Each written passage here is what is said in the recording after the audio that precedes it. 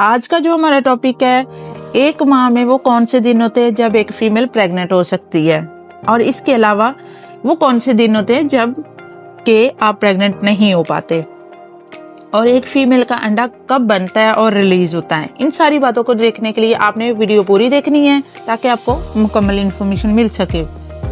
और मेरे चैनल का मकसद भी यही है कि आपको मुकम्मल डिटेल बताना और आप इन्फॉर्मेशन पहुंचाना।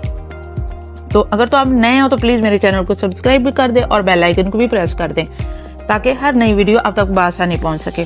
तो चलिए स्टार्ट करते हैं। अगर तो एक फीमेल का पीरियड साइकिल 28 दिन का है, यानी उसको यकम को पीरियड्स हुए हैं और जो सेकंड उसके पीरियड्स हैं वो 28 दिन तक है, 28 दिन तक है, तो इसका जो पीरियड साइकिल होगा वो हम बोलेंगे कि उसका 28 दिन का है। अब एक फीमेल प्रेग्नेंट कैसे हो सकती है, कौन से दिन है उसके लिए? जब फीमेल 7 दिन के बाद पीरियड्स के बाद 8वें दिन से लेके जो नेक्स्ट 10 डेज होंगे उस दिनों में अगर वो अपने शौहर के साथ फिजिकली रिलेशनशिप रखती है तो इन डेज में उसको प्रेगनेंसी होने के चांसेस ज़्यादा होते हैं। बल्कि ये कहना भी गलत नहीं होगा कि इन्हीं ही दिनों में एक फीमेल प्रेग्नेंट होती है।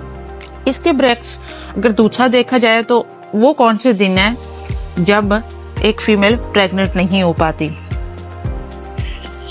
इन पीरियड से 10 दिन जो पीरियड्स वाले 8 दिन और जो लास्ट वाले 10 डेज हैं उन डेज में अगर कोई फीमेल अपने शौहर के साथ हम बिस्तरी करती है या फिजिकली रिलेशनशिप रखती है तो उसमें ये होगा कि मिड वाले जो डेज निकाल के फर्स्ट और जो लास्ट वाले डेज हैं उनमें अगर वो फीमेल फिजिकली रिलेशनशिप रखती है तो वो प्रेग्नेंट नहीं होगी।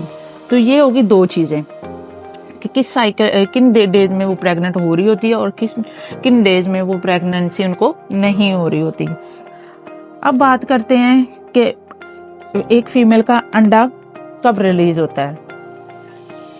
जब एक फीमेल को पीरियड्स होते हैं, पीरियड्स को जब स्टार्ट होते हैं उसी दिन से अंडा बनना शुरू हो जाता है, और पीरियड्स के जो मिड डे होता है, यानी अगर तो 28 दिन का साइकिल है तो 14वां दिन होगा, अगर 30 डेज का साइकिल है तो फिर उसका जो अंडा है वो 15वें दिन रिलीज हुआ, अगर उसका 26 दिन का साइकिल है तो फिर 13वें दिन पे होगा। सिंपल सी बात है। उसमें ये होता है कि उसका जो अंडा होता है वो मिड डे पे रिलीज होता है, और अगर तो वो अपने शौहर के साथ ऑलरेडी फिजिकली कनेक्शन में है, फिजिकली कॉन्टैक्ट में है, फिजिकली रिलेशनशिप में है अपने शौहर के साथ, देन उससे होगा ये कि ये जब भी अंडा रिलीज होगा, जब भी अंडा एक बनेगा, जब वो अंडा रिलीज होगा तो वो ऑलरेडी अपने शौहर के साथ फिजिकल कॉन्टैक्ट में है, तो जब भी अंडा रिलीज होगा तो वो फौरन से हमल हो जाएगा। इसीलिए बोलते हैं कि आपने जो लास्ट वाले जो 10 डेज होते हैं उसको भी निकाल दें, और जो फर्स्ट वाले होते हैं 8 से 9 दिन वो भी निकाल दें। जो मिड वाले होते हैं उसमें आपने हम बिस्तरी करनी होती है, उसमें आपके जो होते हैं प्रेगनेंसी होने के चांसेस बहुत ज़्यादा हो जाते हैं। तो ये आपने टिप्स ज़रूर फॉलो करनी है। अगर तो आप प्रेग्नेंट होना चाहते हैं तो आपने मिड वाले साइकिल में ही हम बिस्तरी करनी है, और अगर नहीं चाहते तो आपने फर्स्ट और लास्ट के दिनों में आप हम बिस्तरी कर सकते हो। अगर आप इस रूल को फॉलो करते हो तो इसके 2 बेनिफिट्स हैं। एक तो ये बेनिफिट है कि आप जल्दी हामला कैसे हो सकते हैं, ये जल्दी हामला होने की कौन सी टिप है, एक तो ये होगी।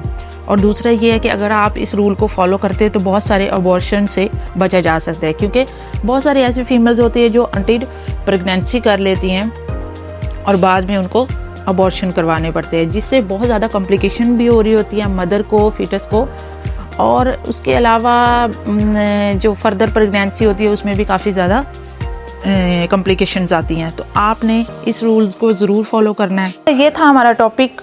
उम्मीद है आपकी नॉलेज में इजाफा हुआ होगा। अगर तो आपको वीडियो अच्छी लगी है तो प्लीज़ मेरे चैनल को सब्सक्राइब करें और बेल आइकन को भी प्रेस कर दें ताकि आप तक हर नई वीडियो बआसानी पहुंच सके। तो दुआओं में याद रखिएगा। नेक्स्ट वीडियो तक के लिए अल्लाह हाफ़िज़। अपना बहुत सारा ख्याल रखिएगा।